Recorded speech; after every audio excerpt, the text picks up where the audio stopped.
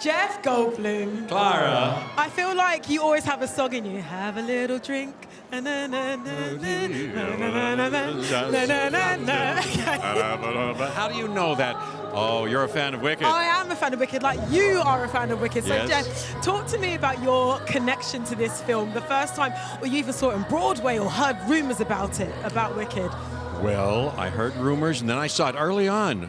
And I saw Idina Menzel and Kristen Chenoweth. Oh, my gosh. So you saw the OGs. I sure did. And Joel Grey, whom I adore, playing this part, you know, and I cried my eyes out at that. I didn't know what it was about. I hadn't read the Gregory Maguire brilliant book, but I've been a fan of that ever since. And when they asked me to do it, can you imagine?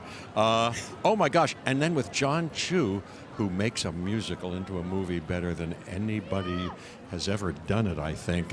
Dare I say that? And then Cynthia Erivo and Ariana Grande, the two of the greats of all time, virtuoso performances. I was right there, as close as I am to you, Clara, and they were doing it.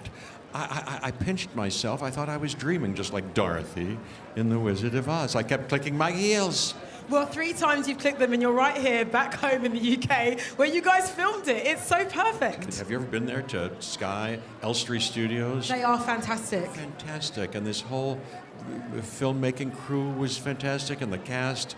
Geez, what a lucky thing. Honestly, I think when it was announced that you were cast as a wizard, it was such a no-brainer. I think the world over was like, yeah, okay, cool, that checks out, that makes sense. When you first put on your wizard outfit, you know, on that day in set, how did that make you feel stepping into that? Well, fantastic. You're talking about these costumes, and Paul Tazwell comes to mind. Wait till you see him tonight. He's decked out. He's here. What a great man he is. And I'll tell you, I've done a bunch of movies, but I've never put on a costume. He had been there for many, many fittings and been his elegant, brilliant, quiet self. But when I finally put it on, after he'd cared for every detail, I teared up. I got choked up, and I said to him, "Thank you, Paul. Thank you." That's how I felt, and honored to be in the continuum of people who have played this part and the material that is just fantastic. Well, I know you've loved this story since you were a little boy. I mean, it must have been so fun for you to tap back into that childhood imagination to play the wizard, right? Oh my gosh, not only fun, it was like I felt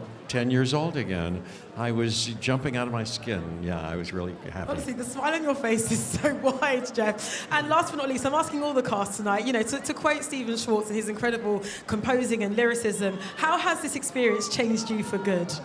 That's a good question. Like the song says, as if it was an imprint on my heart, the whole shape of my soul has been transmogrified for the better.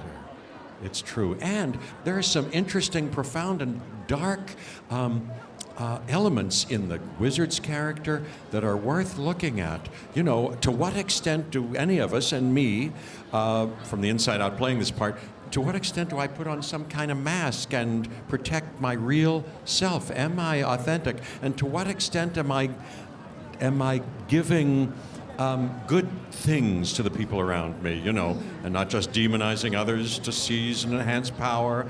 To what extent am I good to animals? Am I involved? Do I participate in any kind of animal cruelty?